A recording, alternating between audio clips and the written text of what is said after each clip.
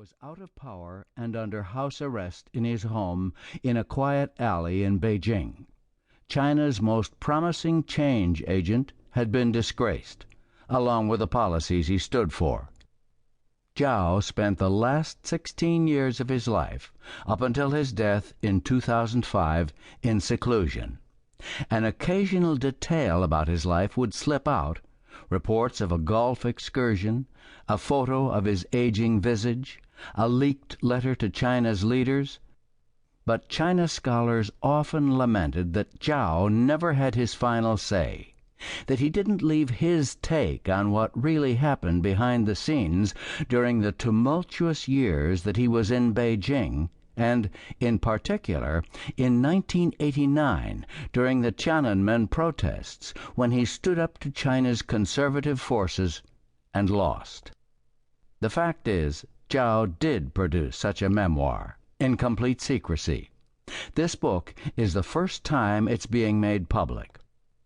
Zhao, it turns out, methodically recorded his thoughts and recollections on some of modern China's most critical moments. He talked of the Tiananmen crackdown, of his clashes behind the scenes with his powerful rivals, of the often petty bickering that lay behind policy making, of how China had to evolve politically to achieve long-term stability. Somehow, under the nose of his captors, Zhao found a way to record about 30 tapes, each about 60 minutes long. Judging from their contents, they were made around the year 2000. Members of his family say they knew nothing about the project. Zhao produced these audio journals mostly by recording over some low-quality cassette tapes that were lying around the house, kids' music and Peking opera. He indicated their order by numbering them with faint pencil markings. There were no titles or other notes. The first few recordings, covering Tiananmen and other topics he was eager to address, like allegations that Zhao had backstabbed his predecessor Hu Yaobang when Hu had been forced out of power in 1987, seemed to have been made in discussion with friends. Their voices are heard on the tapes, but have been edited out to protect them and their families' security. When Zhao finished the recordings after about 2 years, he found a way to pass tapes to several trusted friends. Each was given only a portion of the total recordings, clearly an attempt to hedge the risk that the tapes might be lost or confiscated. When Zhao died in 2005, some of the people who knew of the recordings launched a complex clandestine effort to gather the materials in one place and then transcribe them for publication. Later, another set of the tapes, perhaps the originals, was found hidden in plain view among the grandchildren's toys in Zhao's study.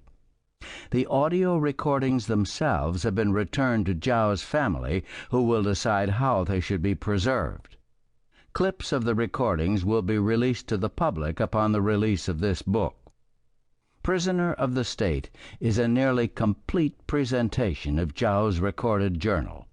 The book doesn't follow Zhao's precise sequence. Some chunks were rearranged and others trimmed to eliminate repetition and for greater readability. For instance, we open with sections that deal with the Tiananmen protests and crackdown of 1989, and with Zhao's many years under house arrest.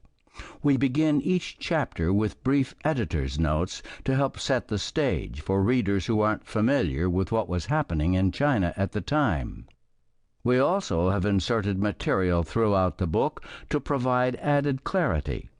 Wherever these appear, these are our words, not Zhao's. Although Zhao gave no instructions as to how or when the materials might be published or otherwise used, he clearly wanted his story to survive. Here's what he says at the start of Part 1, which covers the events leading up to the Tiananmen massacre of June 4th, 1989. I jotted down some notes about the events surrounding the June 4th incident because I was worried that I might start forgetting some of the specifics. I hoped that it might serve as a kind of historical record. What is the significance of this journal?